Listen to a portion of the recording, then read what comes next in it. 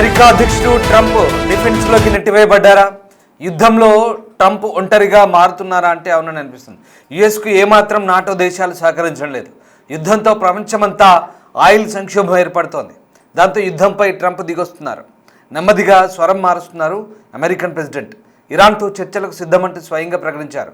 కానీ చర్చలకు ఇరాన్ కీలక నేతలు ఎవరూ లేరంటూ చెప్పుకొస్తున్నారు. అమెరికాపై క్రమంగా ఒత్తిడి పెరుగుతోంది. దాంతో ట్రంప్ భయపడుతున్నాడనే వాదన వినిపిస్తోంది. కీలక నేతలందరినీ కూడా ఇరాన్ కోల్పోయింది. అయినా ఇరాన్ వెనక్కి తగ్గట్లేదు. యుద్ధం ముగింపుపై తీవ్ర ఉత్కంఠ కొనసాగుతుంది.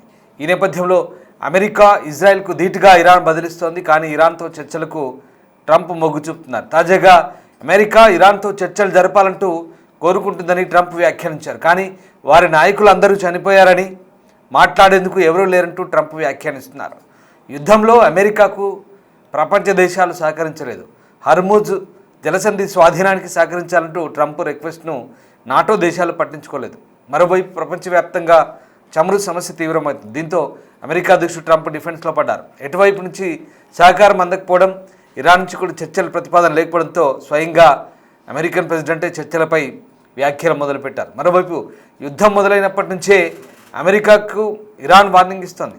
యుద్ధం మీరు మొదలుపెట్టారు, పూర్తి చేయడం మా బాధ్యత అంటూ ఇరాన్ పోస్ట్ చేసింది. అయితే నాటో దేశాలు సహకరించకపోవడంతో ట్రంప్ అసహనం వ్యక్తం చేశారు. నాటో దేశాలన్నీ కూడా పిరికి పందలు అంటూ వ్యాఖ్యానించారు.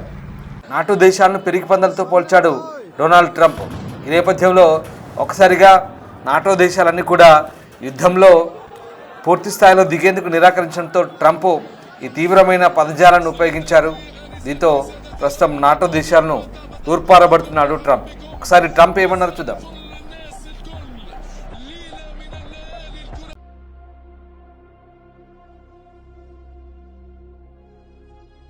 Their leaders are all gone.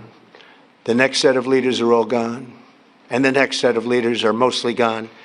And now nobody wants to be a leader over there anymore. We're having a hard time. We want to talk to them, and there's nobody to talk to. We have nobody to talk to. And you know what? We like it that way. Their leaders are all gone. The next set of leaders are all gone. And the next set of leaders are mostly gone. And now nobody wants to be a leader over there anymore. We're having a hard time. We want to talk to them, and there's nobody to talk to. We have nobody to talk to. And you know what? We like it that way. Is calling for a ceasefire in the Middle East and to reopen dialogue. What do you say to the Well, look, we can have dialogue, but I don't want to do a ceasefire. You know, you don't do a ceasefire when you're literally obliterating the other side. They don't have a Navy. They don't have an Air Force. They don't have any equipment they don't have any spotters. They don't have anti-aircraft. They don't have radar. And their leaders have all been killed at every level. Is calling for a ceasefire in the Middle East and to reopen dialogue. What do you say to the Well, look, we can have dialogue, but I don't want to do a ceasefire. You know, you don't do a ceasefire when you're literally obliterating the other side. They don't have a Navy. They don't have an Air Force. They don't have any equipment they don't have any spotters. They don't have anti-aircraft. They don't have radar. And their leaders have all been killed at every level. Is calling for a ceasefire. యుద్ధం తీవ్రమవుతున్న నేపథ్యంలో America అధ్యక్షుడి నుంచి పరస్పరమైన విరుద్ధమైనటువంటి సందేశాలు వస్తున్న తరుణంలో తాను ఇరాన్తో కాల్పుల విరమణ కోరుకోవలేదంటూ ట్రంప్ అంటున్నారు. మరోవైపు అమెరికా అధ్యక్షుడు డొనాల్డ్ ట్రంప్ తన ప్రభుత్వం ఆ ప్రాంతానికి అదనంగా 2,500 మంది మెరైన్లను పంపుతూ యుద్ధానికి నిధులు సమకూర్చేందుకు కాంగ్రెస్ను మరింత డబ్బు కొడుతున్నప్పటికీ ఇరాన్లో సైనిక కార్యకలాపాలను తగ్గించే విషయాన్ని కూడా పరిశీలిస్తున్నట్టు చెప్తున్నారు. ఒక సోషల్ మీడియా పోస్ట్లో మధ్యప్రాచ్యంలో మా గొప్ప సైనిక ప్రయత్నాలను తగ్గించుకోవాలని మేము భావిస్తున్నందున మా లక్ష్యాలను చేరుకోవడానికి చాలా దగ్గరగా ఉన్నామంటూ ట్రంప్ అంటున్నారు. ఇక్కడ ట్రంప్ పరస్పరం విరుద్ధమైన ప్రకటన చేస్తున్నారు. ఓవైపు యుద్ధాన్ని వీలైనంత తొందరగా ముగించాలి, తగ్గించాలి అనుకుంటూనే మరోవైపు ఇరాన్తో కాల్పుల విరమణ కోరుకోవడం లేదంటూ సీజ్ఫైర్కు ఇష్టం లేదంటూ ట్రంప్ అంటున్నారు. అంటే ట్రంప్ మాటల్లో మర్మం ఏమిటో అర్థం కాదు. వాస్తవానికి డొనాల్డ్ ట్రంప్ ఎప్పుడేం మాట్లాడతారో మళ్ళీ ఆ మాటలు ఎప్పుడు వెనక్కి తీసుకుంటారో కూడా తెలియని పరిస్థితి. ఇప్పుడు 2 రకాల మాటలు విన్నాం మనం ట్రంప్కు సంబంధించి. సో ఆ రకంగా ప్రస్తుతం ట్రంప్ చేస్తున్న మాటలు ఇప్పుడు ఆసక్తి రేపుతున్నాయి. అలాగే మరోవైపు దశాబ్దాల తర్వాత యుద్ధంలో తొలి నౌరూజ్ అంటే పర్షియన్ల నూతన సంవత్సర వేడుక అది. యుద్ధంలో నూతన సంవత్సర వేడుకలు జరుపుకోవడం అనేది పర్షియన్లకి ఇది దశాబ్దాల కాలం తర్వాత జరుగుతుంది. ఇప్పుడు నౌరూజ్ లిఖిత సందేశంలో శత్రువు ఓడిపోయాడంటూ ఇరాన్ అధ్యక్షుడు అయతుల్లా అలీ ఖమేనీ వారసుడైనటువంటి ముస్తాబా అయతుల్లా అలీ ఖమేనీ ప్రస్తుతం శత్రువులను ఉద్దేశించి శత్రువులు ఓడిపోయారంటూ ఒక లిఖితపూర్వక సందేశం ఇచ్చారు.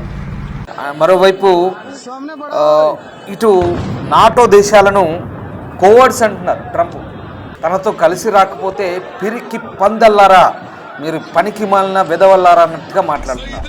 లిటరల్లీ దాని అర్థం అదే, పిరికి పందల్లారా, మీరు మీ దేశాల యొక్క వాణిజ్యాన్ని ప్రపంచంలో చమురు కొరత ఏర్పడితే దానికి మీరెందుకు సహకరించారంటూ చెప్తున్నారు. కానీ యుద్ధం మాతో రాలేదు, మేము యుద్ధంలో పూర్తి స్థాయిలో దిగలేదు, మాకేం సంబంధం అంటూ నాటో దేశాలు మొండికేస్తున్నాయి. దీంతో రెచ్చగొడుతున్నాడు. కోవర్డ్స్, పిరికి పందల్లారా అంటూ ట్రంప్ రెచ్చగొట్టే మాటల్ని నాటో దేశాలు అట్లా అన్నా కూడా ఏం పట్టించుకోవట్లేదు.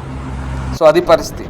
సో రకంగా 3 వారాల తర్వాత ఇరాన్ యుద్ధ లక్ష్యాల గురించి అమెరికా, ఇజ్రాయెల్ ఏమనుకుంటున్నాయో కూడా మనం ఆలోచిస్తే కనుక చాలా క్లియర్గా అర్థమవుతుంది. ఎందుకంటే చమురు ధరలు మరోసారి పెరగడంతో ప్రస్తుతం యూఎస్ స్టాక్ మార్కెట్లు కుప్పకూలిన నేపథ్యంలో ట్రంప్ నుంచి పరస్పర విరుద్ధమైన సందేశాలు కనబడుతున్నాయి.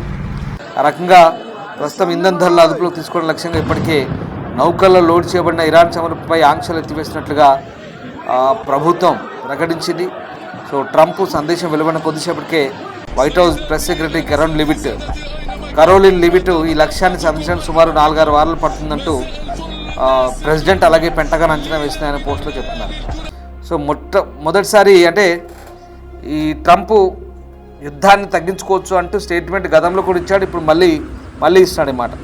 ఇక 3వ వారం మొదలవుతుంది కాబట్టి ఇప్పటికే అమెరికా సాయుధ దళాలు అసాధారణంగా పనిచేస్తున్నాయి. రోజు రోజుకి ఇరాన్ పాలన బలహీనపడుతోంది. అమెరికాకు మన ఇతర దేశాలను బెదిరించే వారి సామర్థ్యం తగ్గిందంటూ అమెరికన్ ప్రెస్ సెక్రటరీ చెప్తారు. ఒకసారి సరే, అమెరికా మాటలు ఎట్లా ఉన్నా ముస్తాబా ఖమేనీయే, అయతుల్లా అలీ ఖమేనీయే వారసుడిగా చెప్తున్నటువంటి ఇతను చనిపోయాడు అనుకున్నారు, గాయపడ్డారని చెప్తున్నారు. కానీ ఇతను కూడా వీడియో రిలీజ్ చేశాడు. కొంతమంది మత పెద్దలతో కూర్చొని, మత పాలకులు, ఇక వాళ్ళు చుట్టూండేదంతా వాళ్ళే కాబట్టి మత పాలకులతో కూర్చొని ఒక మాట మాట్లాడు. శత్రువుని మనం ఎప్పటికైనా ఎదిరించాలి, మీ అందరికీ నవరోజ్ శుభాకాంక్షలు, శత్రువు మెడలు వంచేలా మనం చేయాలంటూ ఆయన మాట్లాడడం. ఒకసారి ముస్తాబా ఏం మాట్లాడో చూద్దాం.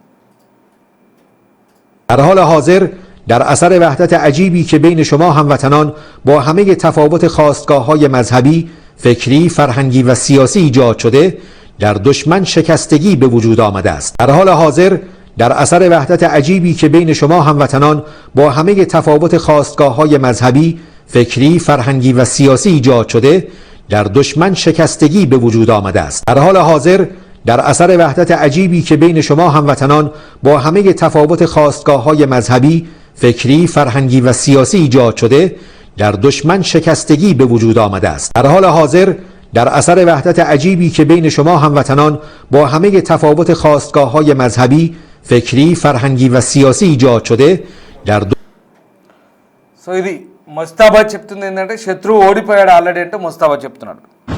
ఇక ట్రంప్ చెప్పేదేమో ఇరాన్పై కార్యకలాపాలను తగ్గించుకోవడం కోసం అమెరికా ఆలోచిస్తుంది. అయితే చమురు రవాణాకు కీలకమైన హర్మూజ్ను మాత్రం ఇతర దేశాలు తప్పనిసరిగా కాపాడాలంటూ ట్రంప్ అంటున్నారు.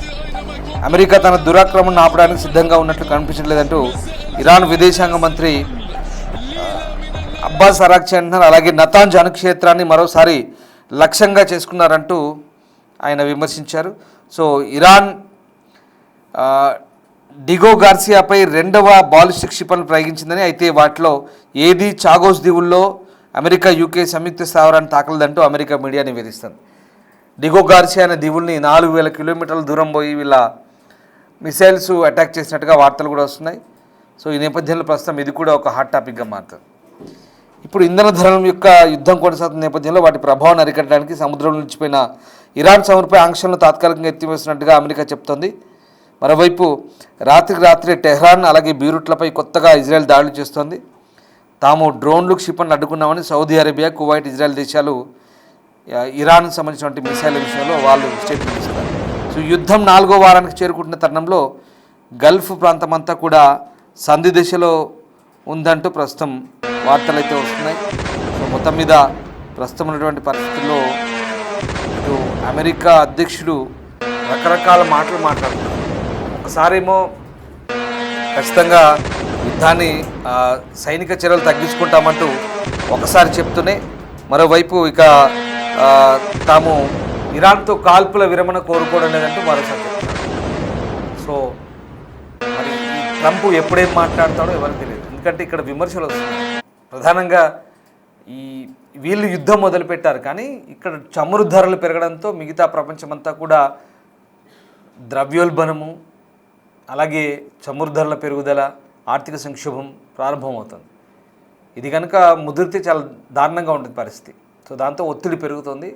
దాంతో ఇక యుద్ధాన్ని ముగింపు దశకు తీసుకొస్తామంటూ అంటూనే మాకైతే సీజ్ ఫైర్ ఇష్టం లేదు, కానీ యుద్ధాన్ని అయితే తగ్గించుకునే ఆలోచనలు ఉన్నాయంటున్నారు. మరోవైపు మెరైన్ కమాండోలు వస్తున్నారు.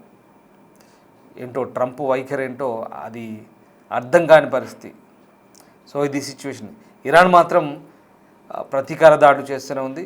మరోవైపు వాళ్ళ కొత్త సంవత్సర పండుగ నవరూజ్కు అటు వాళ్ళ ఇప్పుడు ఈ ముస్తాబా విషెస్ చెప్తున్నారు, అటు రష్యా నుంచి విషెస్ వచ్చాయి. బెంజమిన్ నెతన్యాహు కూడా విషెస్ చెప్పాడు వాళ్ళకి. విచిత్రంగా ఉంది. యుద్ధంలో రకరకాల పరిణామాలు చోటు చేసుకున్నాయి, కానీ ఒక్కటి మాత్రం నిజం, యుద్ధాలు మొదలు పెట్టేది అలాగే ముగించేది ఎప్పుడు అనేది అర్థం కాని పరిస్థితి. మొదలు అయితే పెట్టారు, కానీ ఎప్పుడు ముగుస్తుందో కూడా తెలియని పరిస్థితి. ఎందుకంటే విరుద్ధమైన ప్రకటనలు ఉన్నాయి. మీరు మొదలు పెట్టారు, మేము ముగిస్తామంటూ ఇరాన్ చెప్తోంది. దీన్ని బట్టి ఇది దీనికి అంతం ఎప్పుడో అర్థం కాని పరిస్థితి. కానీ ఒక విషయం మాత్రం నిజం, ఇక్కడ సామాన్యులు సమిధలు అవుతున్నారు. మొదటి రోజే 165 మంది పిల్లలు సమిధలుగా మారారు. తర్వాత చాలామంది పౌరులు మరణిస్తున్నారు. ఒకరు కాదు, ఇద్దరు కాదు, వందలు కాదు, వేల సంఖ్యలో. ఇప్పటికే ఇరాన్ వ్యాప్తంగా 2000 మంది చనిపోయారు. ఇరాన్తో సగం మంది లెబనాన్లో చనిపోయారు. దీనంతటికీ యుద్ధమే కారణం. ఈ రంజాన్ మొత్తం తుడిచిపెట్టుకుపోయింది. పవిత్ర రంజాన్ అంతా కూడా ఒక్కరికి కూడా ఆశలు మిగిల్చకుండా, ఆనందాన్ని మిగిల్చకుండా సంతోషాలన్నింటినీ తుడిచిపెట్టింది. కారకులు ఎవరో, కారణం ఏంటో సమాజమే. అలాగే అక్కడి సమాజం లేదా అక్కడి పాలకులు, వాళ్ళు తీసుకునే నిర్ణయాలు, ఇవన్నీ కూడా దాని మీద ఆధారపడి ఉంటాయి. ఇక దీనికి కాలమే సమాధానం చెప్పబోతుంది. Thank you.